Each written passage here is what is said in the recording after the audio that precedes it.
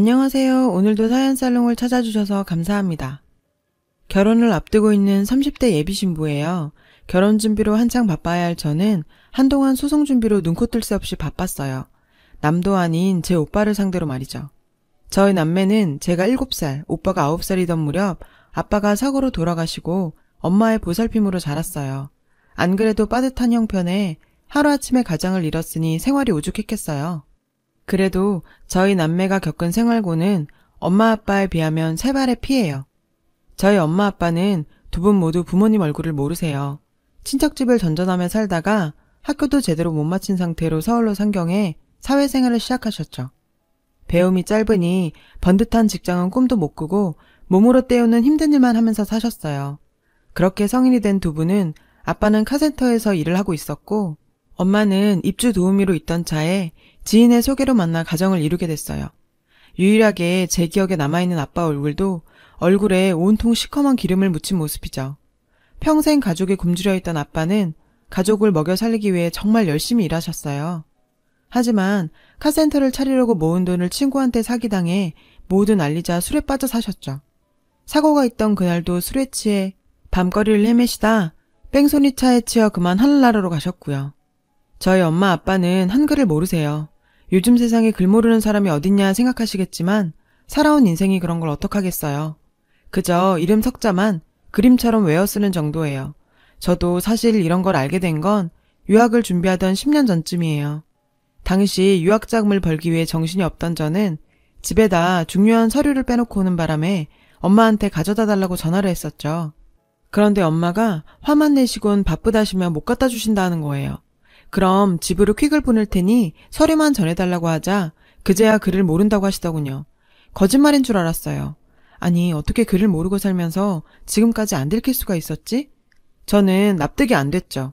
그런데 돌이켜 생각해보니 그동안 미심쩍었던 일들이 떠오르더라고요.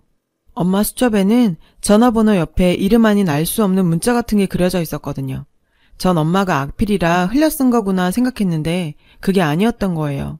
휴대폰 문자만 해도 그래요. 제가 문자 보내는 법을 알려드린다고 하는데도 매번 한사코 사양하셨거든요. 제가 평소에 그렇게 문자를 보내도 전화로 하라고 하신 것도 그렇고요. 암튼 모르면 모를까 알고선 그냥 넘길 수 없었어요. 제가 유학 떠나고 나면 누가 엄마한테 가르쳐드리겠어요. 엄마 성격상 창피해서 가르쳐달란 말도 못 꺼낼 텐데. 그래서 전 한국을 떠나기 전까지 틈틈이 엄마한테 한글을 가르쳐드렸어요. 그리고 얼마 뒤 전 계획대로 2년간 모은 돈으로 캐나다 유학길에 올랐죠. 한국에서 유학 떠날 날을 기다릴 때만 해도 캐나다에 대한 환상이 있었어요. 하지만 막상 도착해보니 제 생각과는 많이 달랐죠. 그건 어쩌면 여행지로 보느냐 사는 곳으로 보느냐의 차이인지도 모르겠어요. 일상생활 속에서 접하게 되는 동양인에 대한 노골적인 차별과 동양인 여자를 바라보는 이곳 남자들의 불쾌한 시선은 정말 견디기 힘들었어요. 유학생 중에는 이런 이유 때문에 현지 남자친구를 만들기도 한다고 하더군요. 초기 유학자금만 간신히 만들어갔던 전 영어 실력도 온전하지 않은 상황에서 아르바이트를 병행하며 학교를 다녔어요. 제가 할 수 있는 아르바이트라곤 식당에서 설거지하는 게 고작이었죠. 영어가 돼야 서빙을 하는데 당시로서는 불가능한 수준이었거든요. 매니저는 동양인인 저한테 못되게 굴었어요. 제가 깨지도 않은 접시까지 제 탓으로 돌리며 페이를 깎으려고 했죠. 손가락으로 양쪽 눈을 찢는 행동을 하는 건 다반사고 툭하면 니네 나라로 돌아가라고 소리쳤죠. 처음엔 영어도 안 되고 한 푼이 아쉬운 처지라 참아 넘겼어요. 그런데 그럴수록 더 심해지더라고요. 제가 만만해 보였나 봐요. 그래서 한 번은 작정하고 달려들었죠. 그 후로도 매니저가 싸움을 걸어오면 피하지 않고 맞받아치며 싸웠어요. 그렇게 싸움닭처럼 매일 싸우다 보니 신기하게도 어느새 영어가 늘어있더라고요. 그래서 얼마 뒤엔 홀로 나와 서빙을 하게 됐죠. 덕분에 벌이는 조금 나아졌지만 학비와 생활비를 벌어가며 공부를 하려니 여간 힘든 게 아니었어요.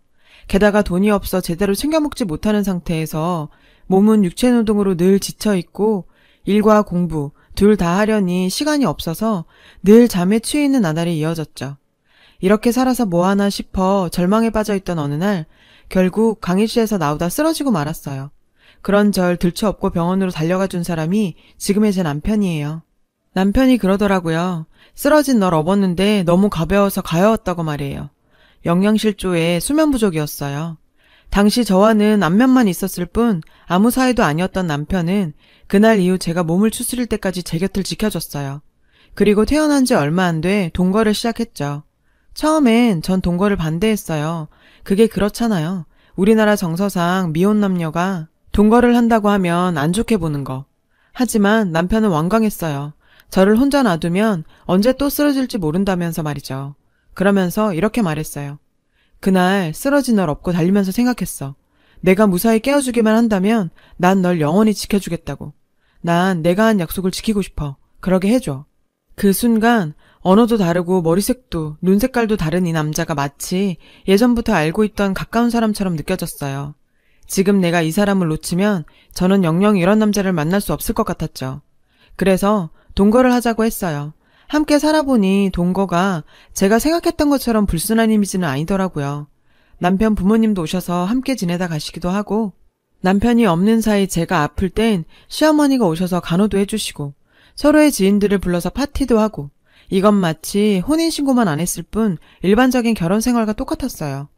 제가 남편을 만나 캐나다에서 무사히 대학교를 졸업하고 취직해 이제 막 돈을 벌기 시작하던 무렵이었어요. 엄마한테 연락이 왔죠. 아파트 청약이 당첨돼서 계약금을 내고 중도금을 3회까지 부어왔는데 더 이상은 돈 마련이 힘들어 포기해야 할 것 같다고 말이에요. 그래서 전 엄마한테 중도금 남은 회차와 잔금은 내가 알아서 책임질 테니 절대로 팔지 마시라고 했죠. 사실 말은 그렇게 했지만 당시 전 이제 막 직장 생활을 시작했던 터라 여유 있는 상황은 아니었어요. 하는 수 없이 투잡에 쓰리잡까지 뛰며 돈을 벌어야 했죠. 2년 조금 넘는 시간이 지나고 드디어 잔금을 다 치르던 날 엄마와 전 전화기를 붙들고 엉엉 울었어요. 난생 처음 우리 집을 갖게 된 기쁨에 말이죠.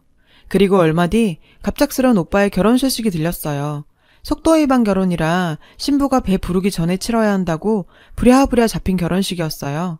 생각 같아선 당장 한국으로 들어가고 싶었지만 무리해서 아파트 잔금을 마련하느라 돈을 빌려 쓴 탓에 주말도 없이 일을 하고 있던 전 결국 시간을 뺄 수 없어서 오빠 결혼식에 참석을 못했어요.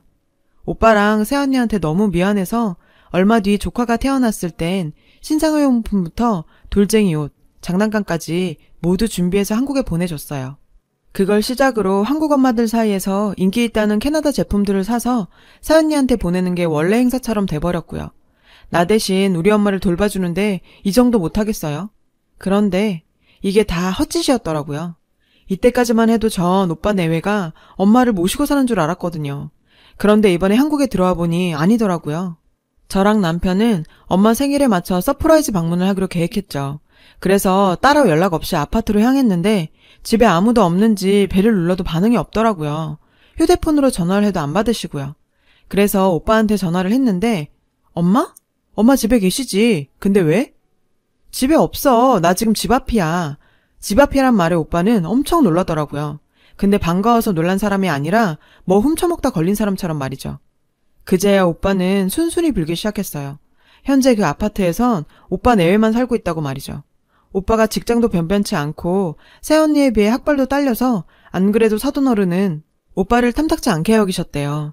그런 중에 속도 위반으로 딸이 임신을 하자 울며 겨자먹기로 결혼을 승낙을 했지만 시어머니까지 모시고 살아야 한다고 하자 완강하게 결혼을 반대하셨다네요. 결국 엄마가 따로 나가 사는 조건으로 결혼 승낙을 받았다고 하더라고요. 순간 피가 거꾸로 솟구치는 것 같았어요. 결혼을 하자고 엄마를 버려? 게다가 나랑 엄마가 그 집을 어떻게 마련했는데. 집 사서 한번 살아보지도 못하고 아들 내외한테 뺏기고 쫓겨나다니. 엄마를 생각하니 억장이 무너졌어요. 그래서 엄마는 어디 있는데? 아, 그게 오빠는 쉽게 말을 잇지 못했어요. 사실은 말이야, 장인어른이 하시는 갈빗집에 갑자기 일손이 부족해서 말이야. 엄마는 장인이 하는 갈빗집에 설거지를 해주러 가셨다는 거예요. 오빠 말로는 사람 구할 때까지만 잠깐 돕고 있는 거라지만 전 그 말을 믿을 수 없었죠.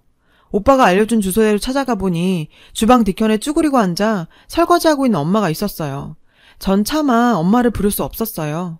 사돈 가게에서 쭈그려 앉아 설거지를 하고 있는 엄마가 너무 처량해 보이고 가여웠어요.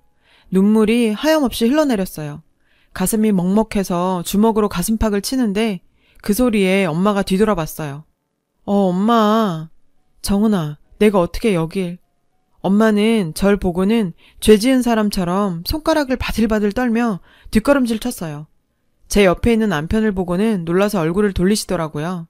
사위 앞에서 초라한 모습을 보이는 게 창피해 그러셨나 봐요. 전 달려들어 엄마를 데리고 가게에서 나왔어요. 그리고 아파트로 향했어요. 그 사이 오빠와 새언니가 집에 와 있더군요. 전 오빠한테 어떻게 된 건지 자초지종을 물었어요. 오빠는 주저리 상황을 설명했고 엄마는 중간에 끼어들어 오빠가 그런 게 아니라 엄마 자신이 그렇게 하자고 한 거라며 오빠를 감싸고 들었죠. 아무리 자식이라지만 그땐 엄마가 좀 미웠어요. 안 그래도 이 상황에 피가 솟는데 새언니 반응이 시큰둥한 거예요. 이봐요 아가씨, 나 좀 어이없을라 그래요. 10년 동안 콧배기도 안 보이다가 갑자기 쳐들어와선 뭐 하는 짓이에요? 그리고 우리 아빠 가게에 갔으면 최소한 인사는 하고 왔어야 되는 거 아니에요? 더군다나 아무리 화가 나도 그렇지 남의 영업집에서 바쁜 점심시간에 사람을 빼가면 어떡해요? 누구 장사 말아먹을 일 있어요? 당장 우리 아빠한테 가서 사과해요. 무식한 것도 정도가 있지. 어떻게 된 게 이 집 식구들은 하나같이 상식적인 사람이 없어? 새언니 말에 정신이 확 들더군요. 아, 이런 사람한테는 예의 따질 것도 없고 받은 대로 돌려주면 되겠구나 하고 말이죠. 새언니 말 잘 들었어요. 언니는 상식적인 사람을 좋아하시나 봐요. 그럼 언니 말대로 상식적으로 대해드릴게요. 언니 우리 오빠한테 겁탈당했어요? 아니죠? 합의하에 열이 가진 거죠? 그럼 속도 위반이 오빠 탓만은 아니네요. 그리고 언닌 결혼할 때 혼수 뭐 해왔어요? 집안에 있는 가전기구며 소파, 침대까지 언니가 해온 거 아니죠? 우리 엄마가 해준 거죠. 더 정확히 말하자면 내가 뼈 빠지게 벌어서 붙여준 돈으로 산 거죠. 알죠? 이상하네요. 상식적인 걸 좋아하는 언니가 어째 행동은 그렇게 몰상식하게 했대요. 그리고 툭하면 기우는 결혼이네 학벌이 어떻고 집안이 어떻고 하는데 막말로 가문 좋고 학벌 좋고 직업 변변한 사람이 왜 언니 같은 사람이랑 결혼하겠어요? 언니가 직업이 있어요? 능력이 있어요? 하다못해 인성이라도 좋으면 말도 안 해. 자기 자신은 쥐뿔도 아니면서 공들여갖고 남의 인생에 무임승차할 생각 하지 마세요. 참 이런 일 있었다고 이혼한다 어쩐다 네가 손해보는 소리 하지 말아요. 내가 보기에 언니랑 오빤 천생연분이거든요. 능력은 없는 게 욕심은 많아서 남의 걸로 배 채우고도 고마운 줄 모르는 파렴치한. 이 기집애가 말이면 다야? 네가 외국 나가서 공부 좀 했다고 오빠 얘기를 우습게 하는 모양인데 까불지 마 이 기집애야. 왜? 쪽팔리긴 하니? 그럼 그딴 짓은 하지 말았어야지. 결혼은 둘이 했는데 왜 내가 니들 때문에 혼자 독박을 써야 되는데 왜 엄마가 니들 때문에 그런 더러운 꼴을 당해야 되는데 그러고도 네가 인간이라고 할 수 있니? 지금까지 엄마한테 뭐 해준 게 있다고 엄마를 이렇게 부려쳐먹어. 능력이 없으면 없는 대로 살아. 남이 피땀 빼다가 먹고 살 생각하지 말고. 아 참, 사돈 어르신을 보니 언니 같은 인간이 어떻게 나왔나 단번에 알겠더라. 어떻게 돼먹은 사람이 사돈을 데려다가 자기 가게에서 설거지를 시켜? 돈은 주고 부린 거 맞아요? 아니죠? 저요, 노동청에 신고할 거예요. 사대보험 없이 무임으로 사람 부렸지? 아까 보니 설거지하는 곳 위생 상태도 엉망이던데 손님들 식중독 걸리기 전에 내가 신고해야겠네. 사돈 어른께 전화하세요. 지금 당장 와서 우리 엄마한테 사과하시라고. 안 그러면 바로 노동청에 신고한다고. 알았어요? 어머 아가씨, 그건 너무 막무가내 아닌가요? 어떻게 우리 아빠 보고 그런 걸 시켜요? 그럼 새언니는 어떻게 우리 엄마한테 그런 걸 시켰어요? 당신 부모는 귀하고 남의 부모는 안 귀하죠? 평소에 학벌 좋다고 그렇게 잘난 척했다던데 학벌 타령하기 전에 인간부터 돼야죠. 정훈아, 너 올케한테 무슨 말을 그렇게 해. 암튼 이번 일은 오빠가 잘못했어. 그래도 형제지간에 이러는 건 아니지. 우린 가족이잖아. 오빠, 사태 파악 안 돼? 이제 와서 형제? 가족? 너한테 엄마랑 내가 가족이긴 하니? 오빠 네가 제일 나빠. 더 이상 긴 말 안 할게. 이 집 명의 내 앞으로 돌려놔. 이 집 사는데 10원짜리 한 장 안 보탠 주제에 어디 내 아파트를 날려 먹으려고? 그리고 당장 짐 챙겨서 내 집에서 나가줘. 이 집은 내가 엄마 위해서 산 집이니까 당장 나가! 표정 하나 안 바뀌고 퍼부어대는 절 보고 오빠 새언니 사태의 심각성을 깨달았는지 버티다 막판에 무릎 꿇고 싹싹 빌면서 잘못했다고 하더군요. 연락받고 온 사돈어른도 엄마한테 죄송하다고 사과를 하고 갔고요. 유학 초창기 시절 매니저랑 싸우면서 터득한 싸움의 기술이 오늘에 와서 이렇게 유용하게 쓰일 줄은 몰랐어요. 결혼도 하기 전에 우리 집에 치부를 다 보게 된 남편은 꼭 스페인 드라마를 본 것 같다고 하더라고요. 우리나라도 막장 드라마로 유명하지만 외국에선 스페인 드라마 하면 막장으로 엄지척이거든요.